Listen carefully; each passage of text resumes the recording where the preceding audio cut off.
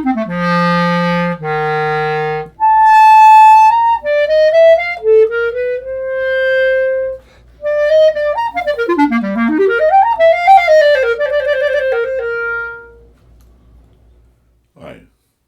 So in this video, I'm going to focus mostly on putting together and taking apart a clarinet.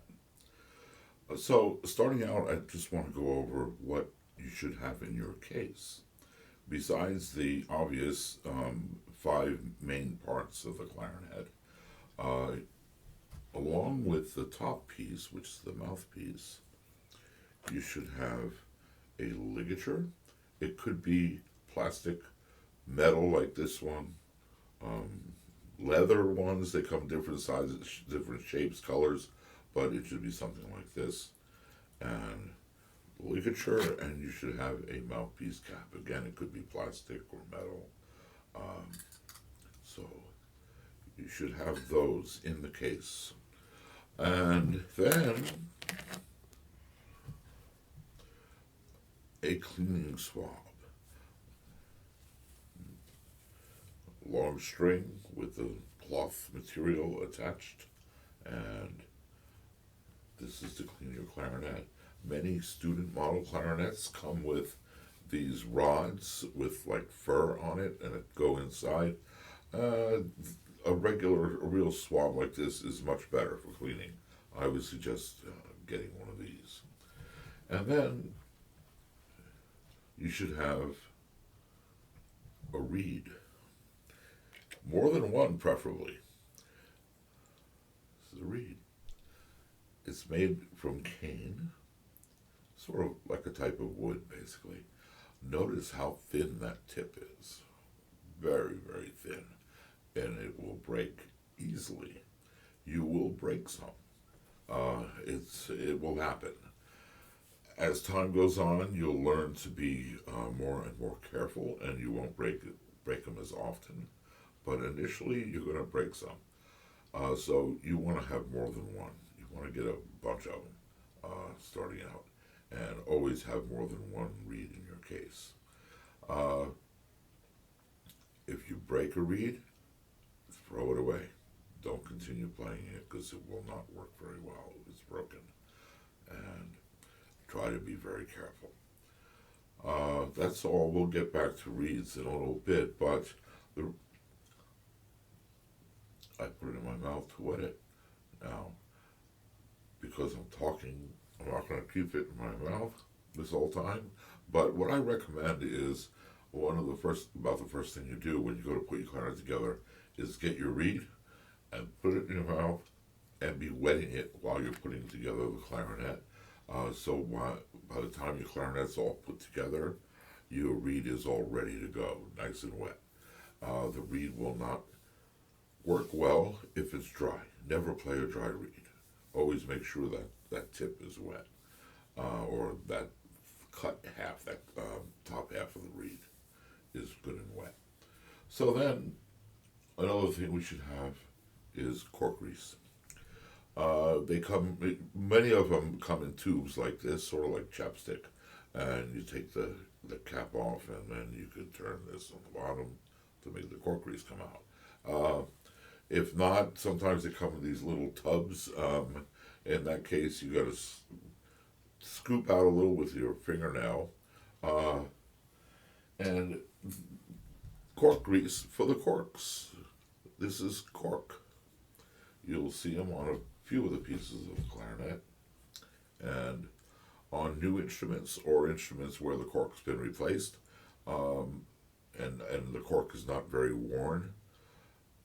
It could be difficult to put the parts together, and by putting grease on the cork, it makes it easier.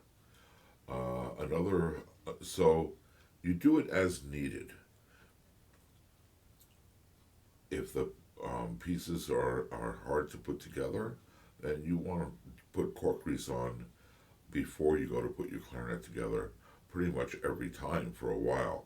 As the corks become a little bit worn and it starts getting easier to put it together, then you don't need to do it too often. Okay, so the cork grease, the way to show you. You could just go around like this on it, okay? I think that's like an okay sort of a way. What's a little better is if you get a chunk of it, not too much. You don't want to put globs of it on, but you get it like that, you see, raise, and then work it into the cork with your fingers. Go around and work it in. If you do that, you want to have like a little towel or something, maybe to wipe the grease off your fingers. Okay, so we put cork grease on all the corks. Now we go to put it together. I always start from the bottom and work my way up. This is the bell. Here we have the lower section, which is the biggest piece of the clarinet, the biggest part. And it's hard to do it if you just push. It's better if you twist and push at the same time. Okay? And as far as lining it up, I always like to have the logo in the front. That's not important. Basically, it could be any old way. Then we have the upper section. So the bell, the lower section, now the upper section. It's another pretty big piece. Now here, it gets a little bit tricky. You see this bar here? Notice where it is? We have all these keys over here. It's on the opposite side. If you press the rings here, notice that bar goes up. We have another bar over here. This bar overlaps this one. It goes right where that indentation is in there. Now, you want to be very careful when doing this, because when you go to put these together, here's that bar over here, here's the other bar. And remember, this one's going to go on top of this one. You want to make sure you're pressing these down here. You're not going to hurt the clarinet. You can grab it like this. You see, when you press the rings down here, it makes this one go up. And that way, it's not going to bump into the other one. It'll, now watch this. If I don't have this one going up, if I'm not pressing here, but I am pressing here, so this one goes up, and I try to go, look, they're going to bump into each other. You could end up bending a key. So you want to be sure. Here, it's fine to have them down or not, but here you definitely want to have these rings going down here. And if you just grab the clarinet like this, you will. And again, it's a twisting motion, not just pushing in, but twisting. And you want to try to line it up really good. See that? And it has little wings that overlap. Most clarinets do. But watch this. See that? That's not good. You want to be very, very particular about it and get it just perfect in how it's lined up. Okay. The next piece is a small one. It's called the barrel. And this one, again, twist and push. Twist and push. And yeah, it can go any old way. Okay? Then comes the very top piece, the mouthpiece. And again, we twist and push. As far as lining it up, well, you notice we have the holes here, and there's keys here, but if we turn it from the back side of the clarinet, there's only that one hole and this one long key. I suggest aligning this key up with the flat part of the mouthpiece. That's how you line that up. And then there we have the clarinet put together. Meanwhile, this reed has been wet. And now we have, so we put the reed on. This is the trickiest part of putting the clarinet together, by far. Most students are in too much of a hurry doing it, and they don't get it on just right. It's the reed vibrating that creates the sound. So it's very important that that reed is put on there properly, and it's not easy to do. I'll tell you that. You want to get it perfectly centered in the mouthpiece on the mouthpiece. The flat part of the reed goes on to the flat part of the mouthpiece, and you want to get it perfectly centered, and the top of the reed even with the top of the mouthpiece. I don't know if you could see well there. Yeah. Uh, Then we have the ligature. Now I put the ligature over it. Now, ligatures come in all different designs. Most likely you have a metal ligature uh, with two screws. It might be something different. Sometimes, whoop, I just dropped my ligature. Sometimes the ligature will be designed so that the screws are in the front, like that would be the front. Sometimes that they would be in the back. In this particular design, the ligatures are meant to be in the back. The way to tell if you have it, if you're putting it on correctly, is that the screws, whether it's one screw, two screws, whatever, the screws will be on the right. Always on the right. So if you put it on, trying to get your ligature on, and the screws are on the left, you got it on backwards, okay? You got to get those screws on to the right. So, I lower the ligature down. You want to get the ligature down to below point here. So here we have, this is the cut part of the reed. This is the uncut, or the bark, we'll call it. The ligature should never be touching the cut part. It should always be below that. And if you happen to have a line on your mouthpiece, it's good to have the ligature go at or slightly below that line. And when you have the ligature in place, that should be well centered on the reed, not off like that, no, okay?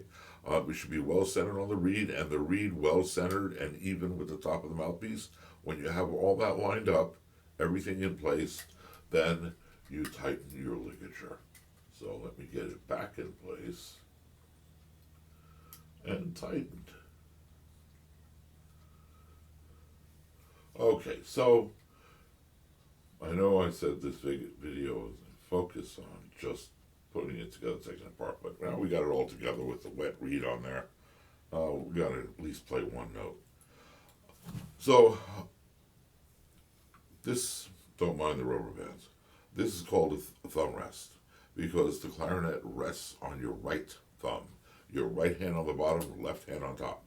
And right thumb, and it rests next to your thumbnail, not on your thumbnail, but right next to it, not down here. This is very bad. It comes natural for many young players to want to rest it back here. Why? Because when you're holding it from here, you have the strength of your whole arm holding up the clarinet, and it doesn't feel too heavy. When you're out here further, all that weight's on your thumb, and your thumb will start hurting after a little bit. If that happens, take a break. That's all. But don't move it over here, because if you're over here, then your fingers are going to be like this instead of out like this. Okay, so that's very important. Now, so you're holding it down here. The note I'm going to show you is called an open G. Open because we're not going to cover any holes or press any keys. Everything is just open. Now, you want to stretch, you cover your lower teeth with your lower lip. Your teeth should never touch the reed. Like that, and stretch your lip tight or firm over your lower lip. Try to stretch your chin down. Your upper teeth can go on the top of the mouthpiece, so like that. And slight angle. You don't want to play it like a trumpet. Your chin should be up, not looking down, because that can cut off your air supply. You'll breathe better if you're up. The general saying is head up, clarinet down. You don't want an extreme, you don't want just a slight angle out, though, is good. Like this. How much mouthpiece, about, this much mouthpiece in your mouth.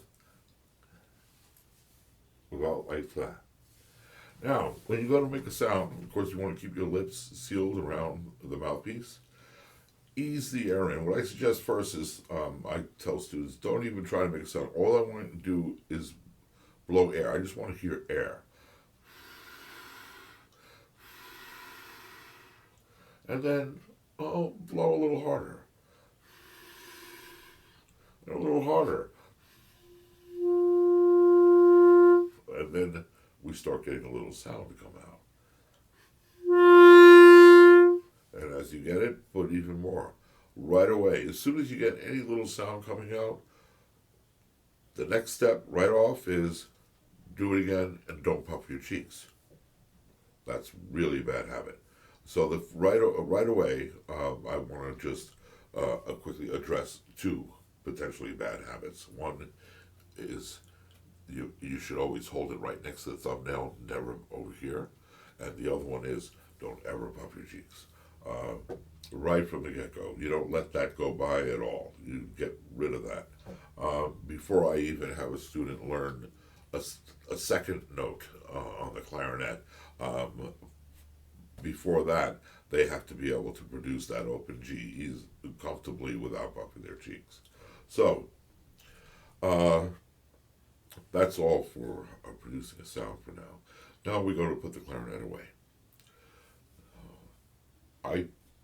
Putting it together, we started from the bottom and up, taking it apart and putting it away, I go from the top down. So the first thing to do is take off the ligature, take off the reed. Put the reed back in its little holder or wherever, little case or whatever it is you had it in. You could wipe it off first and put it in. Just wipe it off with your fingers, even fine. Then take the mouthpiece off. Now with my cleaning swab, I'll go from the bottom end of the mouthpiece and run this through once, maybe twice, and then put it in the case. If you could put your ligature and cap back over it and then put it away. Then with the rest of the pieces, a quick way, you could clean each piece individually, swabbing it through with the swab, or you could do a straight through, because it's a long string, and it will come up in the end and pull it right through. Be careful inside. You see that little bar sticking out in there? Be careful that your swab does not get caught. If you feel like it's getting caught, pull it back out, and don't try to force it through. Pull it and make sure it's nice like this and not wadded up or anything when you go to put it through. So you do that, and then yes, there's still a little bit more to do. You have this ledge in here, and I always like to, of course it's not very wet right now, we didn't do much playing, but I always like to put my finger in the swab like that and go around, and then there's a ledge on the other side, and I'll do that and then put it away. There are no ledges on the upper section, so I'll just go ahead and put that away. On the lower section, yeah, we have a ledge there, so I'll do the same thing on that one, just quickly. And now I put that one away. And then for the bell, there's a little bit of a ledge there, and so I'll go over that one as well and put that away. For the swab, I'll sort of hold it like this, and then wrap the string around and put that away in the case. Now everything is back in place, and then we close the case. You're all set. One other thing I should mention earlier, when you go to start putting it together, take note as to where the pieces are in the case. It's not too difficult to figure out which piece goes where, but sometimes students forget and they have trouble. You know, they get it, put them in reverse or something. Take note, or even take a picture of the clarinet before you even put it together for the first time, just to see a picture of how the pieces are put in the case, so you can do that. It's important that you put them in there just right. If not, you can go to close the case and end up bending a key or something. Okay. All right. Well, that's about it.